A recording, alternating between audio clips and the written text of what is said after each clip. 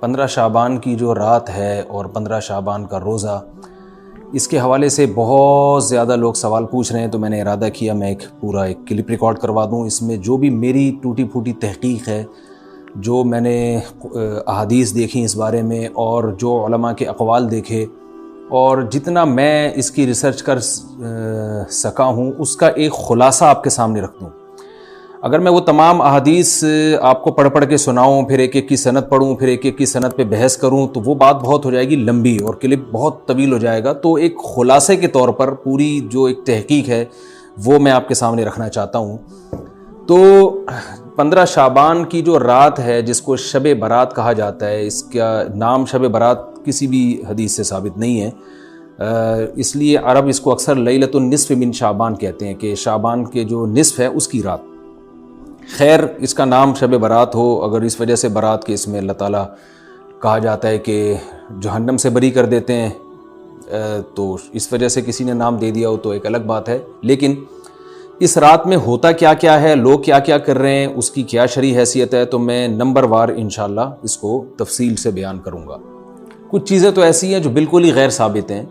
ان میں اس رات میں مٹھائی، حلوہ یا مختلف قسم کے حلوے پکا کے لوگوں میں بانٹنا، اور اس رات میں نہا دھو کے تیار ہونا یا اچھے کپڑے پہننا، ان دو چیزوں کو پہلے میں انشاءاللہ بیان کروں گا۔ دیکھیے، اسلام میں راتوں کے تہوار کا کوئی تصور نہیں ہے۔ اسلام میں جتنے بھی تہوار ہیں وہ دن کی روشنی میں ہیں۔ عید الفطر، عید الاضحیٰ، یہ ہمارے دو تہوار ہیں جس میں ہم سیلیبریٹ کرتے ہیں ایک دوسرے کو، یہ دن کی روشنی میں ہمیں بتائے گئے ہیں۔ غیر مسلموں کے تہوار رات کو ہوتے ہیں، جیسے عیسائیوں کے تہوار کرسمس آپ دیکھیں رات کو ہوتا ہے۔ تو اس کی وجہ یہ ہے کہ اسلام نے دن کی روشنی میں تہوار رکھے ہیں۔ بہت ساری حکمتیں اس میں ہو سکتی ہیں، پوری حکمتیں تو ہم نہیں جانتے، لیکن کچھ سرسری غور سے کچھ حکمتیں ہمارے سامنے آتی ہیں کہ رات کا وقت ایسی چیز ہے جو اللہ نے عبادت کے لیے بنایا یا آرام کرنے کے لیے، سونے کے لیے بنایا۔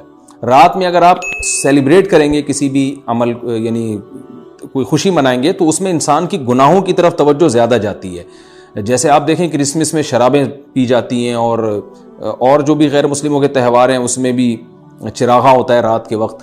تو جبکہ ہمارے ہاں جو عید الفطر ہے وہ دن کی روشنی میں ہم نماز پڑھ کے اس کی ابتدا کرتے ہیں۔ تو آپ کہہ سکتے ہیں کہ شب برات کو کوئی تہوار تو نہیں مانتا، تو دیکھیں تہوار زبان سے ماننا ضروری نہیں ہے۔ آپ اپنے عمل سے جب کوئی ایسا کام کرتے ہیں جو تہواروں میں کیا جاتا ہے، تو اس کا مطلب یہ ہوا کہ آپ اس کو تہوار مان رہے ہیں، یعنی آپ اس کو ایک خوشی کا دن مان رہے ہیں۔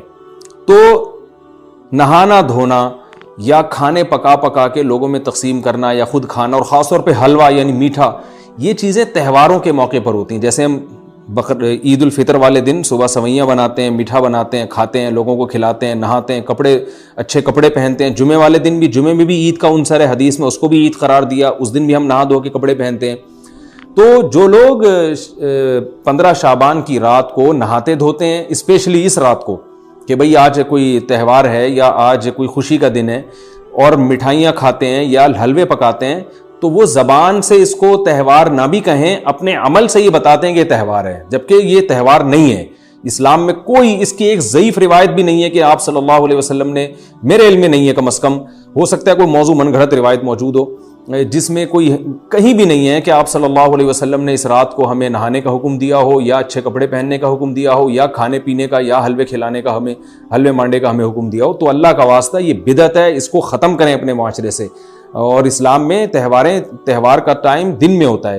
عید الفطر، عید الاضحیٰ ہے جس میں ہم دن میں قربانی کرتے ہیں اور کھاتے ہیں، پیتے ہیں، نہاتے ہیں، دھوتے ہیں۔ راتوں کے یہ کام نہیں ہے، رات کو آپ سوئیں یا عبادت کریں۔ تو ایک چیز تو یہ تھی جو میں بتانا چاہ رہا تھا۔ دوسری چیز، اس رات کو قبرستان جانا۔ دیکھیے، اس بارے میں حدیث پیش کی جاتی ہے، مشہور حدیث ہے، لوگ سنتے رہتے ہیں کہ نبی صلی اللہ علیہ وسلم رات کو اٹھے اور امی عائشہ رضی اللہ تعالیٰ عنہ بھی آپ کے پیچھے چلی گئیں، اور آپ صلی اللہ علیہ وسلم جنت البقیع میں مغفرت کی دعا مانگ کے تشریف لے آئے واپس۔ تو یہ حدیث انتہائی درجے کی ضعیف حدیث ہے، اور ایک تو ضعیف حدیث ہے، دوسری بات یہ کہ اگر ہم تھوڑی دیر کے لیے فرض کر لیں یہ صحیح حدیث ہے، اور ہم کہتے ہیں کہ بھئی نبی صلی اللہ علیہ وسلم نے یہ عمل کیا ہے، تو صحابہ میں سے کسی سے ضعیف حدیث سے بھی ثابت نہیں ہے کہ کوئی اس رات قبرستان گئے ہوں۔ حضرت ابو بکر کے بارے میں کوئی روایت نہیں ملتی کہ اس رات قبرستان گئے ہوں، حضرت عمر کے بارے میں کوئی روایت نہیں ملتی، یہ کسی ایک صحابی کے بارے میں نہیں. تو آپ مجھے بتائیں کہ یہ کیسی سنت ہے کہ جو صحابہ کی سمجھ میں نہیں آئی اور ہماری سمجھ میں آ گئی ہے. تو مشرکین مکہ یہ کہا کرتے تھے لو کان خیرن ما سبقونا الیہ، قرآن مجید کی آیت ہے کہ اگر یہ اسلام میں کوئی خیر ہوتی تو یہ صحابہ ہم سے پہل نہ کرتے.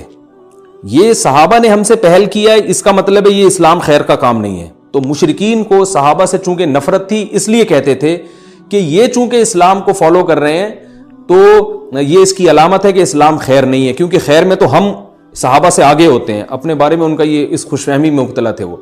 لیکن ہماری رائے کیا ہے؟ ہم یہ کہتے ہیں کہ لو کان خیرن لسبقونا الیہ. وہ کہتے تھے لا سبقونا، ہم کہتے ہیں لسبقونا، کہ اگر کوئی بھی خیر کا کام ہے تو صحابہ ہم سے ضرور اس میں پہل کریں گے. یہ ہو نہیں سکتا کہ خیر کا کام ہو ہم کریں اور صحابہ نے نہ کیا ہو.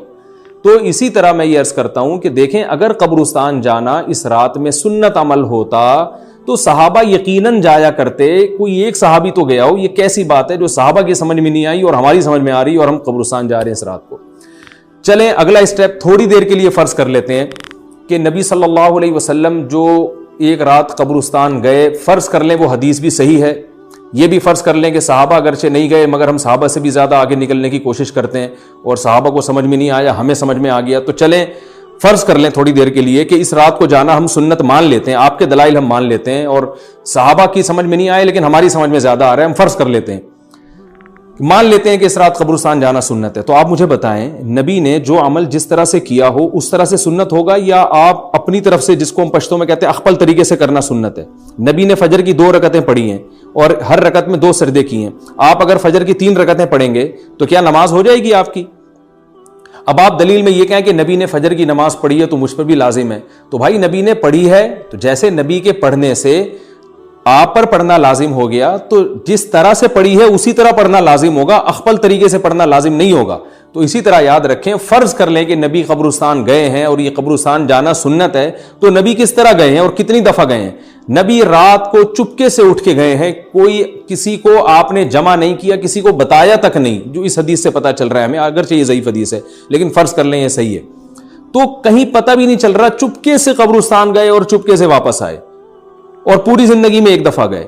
جبکہ ہمارے ہاں ہر سال قبرستان میں لوگ جا رہے ہیں، جب بھی شب برات آتی ہے لوگ قبرستان جاتے ہیں ہر سال. نبی ایک دفعہ گئے اور آپ ہر سال جا رہے ہیں. نمبر 2، جاتے جتھوں کی شکل میں، نبی تو چپکے سے گئے ہیں. تو آپ رات کو 2-2:30 بجے ذرا چپکے سے اٹھیں اور تنہائی میں جب قبرستان میں وحشت ہو اور اندھیرا ہو اور وہاں قبرستان جائیں، اتنا دم ہے آپ میں، تو ہم کہیں گے بھائی آپ نے نبی کی سنت کو زندہ کیا ہے. لیکن آپ تو جتھوں کی شکل میں جا رہے ہیں، نہا دھو کے جا رہے ہیں، خوشبو لگا کے جا رہے ہیں، تیار ہو کے جا رہے ہیں، اور جو کچھ وہاں خرافات ہو رہی ہیں قبرستان میں وہ تو ساری دنیا کو معلوم ہے. میلے ٹھیلے لگے ہوئے ہیں وہاں پہ، گولے گنڈے بک رہے ہیں، برگر بک رہے ہیں، گول گپے بک رہے ہیں وہاں پہ، اور پھول الگ بک رہے ہیں، ہار پھول قبروں پہ چڑھانے کے لیے. کیا بدماشی ہے یہ، کیا منہ دکھائیں گے رسول اللہ صلی اللہ علیہ وسلم کو قیامت کے دن؟ آپ کے سامنے کیا وہ حدیث نہیں ہے کہ نبی صلی اللہ علیہ وسلم نے فرمایا کہ روایت میں آتا ہے کہ کچھ لوگ قرب میدان حشر میں آئیں گے تو ان کے چہرے ایسے ہوں گے جیسے میری امت کے چہرے ہوتے ہیں، میری امت کی شکل ہوتی ہے. حدیث کا مفہوم میں بیان کر رہا ہوں. تو جب وہ حوض کوثر کا پانی پینے کے لیے میرے پاس آئیں گے تو فرشتے ان کو بھگائیں گے، سحقن سحقن. تو آپ صلی اللہ علیہ وسلم پوچھیں گے یہ تو میری امت ہے، آپ تو فرشتے کیا کہیں گے کہ یہ آپ کی وہ امت ہے جنہوں نے آپ کے دنیا سے جانے کے بعد دین میں ایسی چیزیں ایجاد کر لی تھی جن کا آپ نے حکم نہیں دیا. تو آپ کیا فرمائیں گے؟ سحقن سحقن، دور کرو ان سے. تو ایسا نہ ہو کہ ہم قیامت کے دن رسول اللہ صلی اللہ علیہ وسلم کی شفاعت سے محروم ہو جائیں.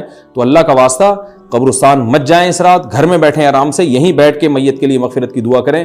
اور اگر آپ سمجھتے ہیں نہیں یہ حدیث بالکل صحیح ہے اور جانا لازمی ہے تو پھر تنہائی میں جائیں، ایسے قبرستان کا انتخاب کریں جہاں آپ کے علاوہ کوئی بھی نہ ہو، اور پھر چپکے سے جائیں اور پتلی گلی سے واپس آ جائیں آپ. اگرچہ ہم تو اس کو بھی نہیں مانتے لیکن اگر کرنا ہے تو پھر اس طریقے سے عمل کریں اگر آپ حدیث کو فالو کرنا چاہتے ہیں آپ اپنے خیال کے مطابق.